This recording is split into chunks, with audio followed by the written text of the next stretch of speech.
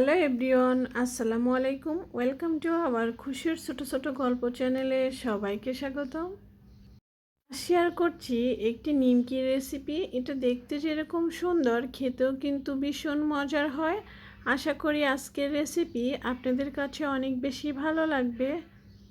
নিমকি একবার বানালেই সারা মাস জুড়ে সংরক্ষণ করে খেতে পারেন। আশা করি আপনাদের কাছে ভালো লাগবে। তো চলুন রেসিপি দেখে নিই কীভাবে বানাচ্ছে। প্রথমে এখানে আমি ময়দা দিয়ে দিচ্ছি 2 কাপ। এখানে কিন্তু ময়দাটাই ব্যবহার করতে হবে। 1 টেবিল চামচ দিয়ে দিলাম লবণ, 2 চা চামচ দিয়ে দিলাম চিনি, 1 টেবিল চামচ দিয়ে দিচ্ছি কালো জিরা। এবার দিয়ে দিচ্ছি 4 টেবিল চামচের মতো তেল। দিয়ে ভালো করে মেখে নিতে হবে। এই মাখার কাজটা একটু সময় নিয়ে করে নিতে হবে। আমি একটু সময় নিয়ে ভালো করে মিশিয়ে নিয়েছি। একটু একটু পানি মিশিয়ে থাকবো। পানি মিশিয়ে শক্ত একটা ডো তৈরি করতে হবে। নিমকির ডোটা কিন্তু অনেক বেশি শক্ত করে নিতে হবে, নরম হলে কিন্তু ভালো হবে না। আমি এটা মেখে নিয়েছি, দেখুন ঠিক এরকম হবে দেখতে। এবার ঢাকনা দিয়ে আমি 10 মিনিটের জন্য রেখে দিব রেস্টে। ফিরে আসলাম 10 মিনিট পর। এখন একটি বোর্ডের উপর নিয়ে নিচ্ছি, নিয়ে 4 ভাগে ভাগ করে নিব। এবার একটি ছুরির সাহায্যে 4 ভাগে ভাগ করে নিচ্ছি।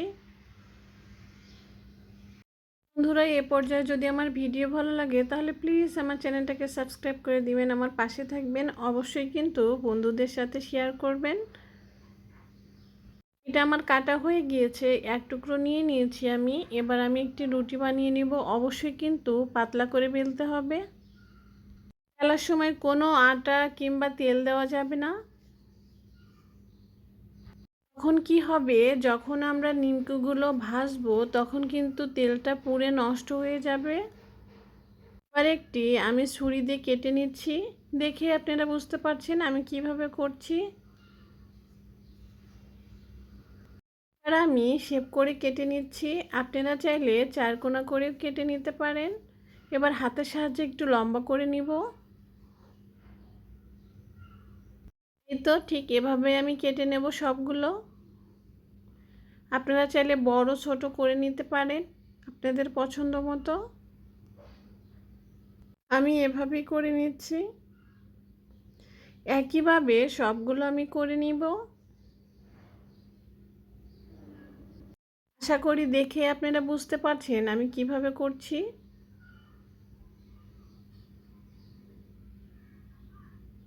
আপনাদের দেখার সুবিধার্থে আমি আরেকটি করে দেখাচ্ছি।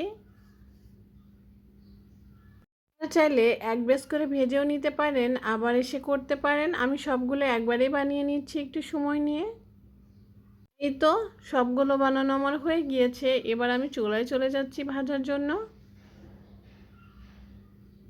নিমকি ভাজার জন্য এখানে প্যানে আমি তেল দিয়ে দিচ্ছি। তেলটা কিন্তু একটু বেশি করে দিতে হবে।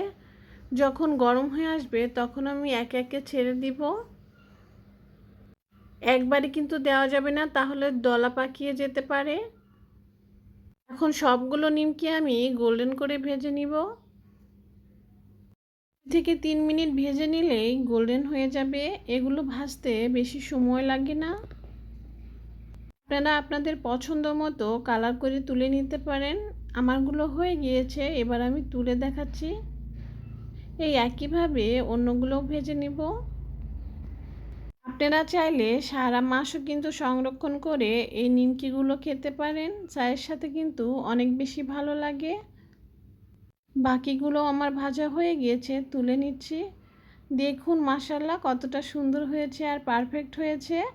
দেখে আশা করি বুঝতে পারছেন কতটা মুচমুচে হয়েছে। একটি ভেঙে শেয়ার করছি ভিতরটা কেমন হয়েছে। আশা করি আজকের রেসিপি অনেক বেশি ভালো লেগেছে। আবারও চলে আসবো নতুন কোনো রেসিপি নিয়ে। ততক্ষণ পর্যন্ত সবাই ভালো থাকবেন, সুস্থ থাকবেন। আল্লাহ হাফেজ।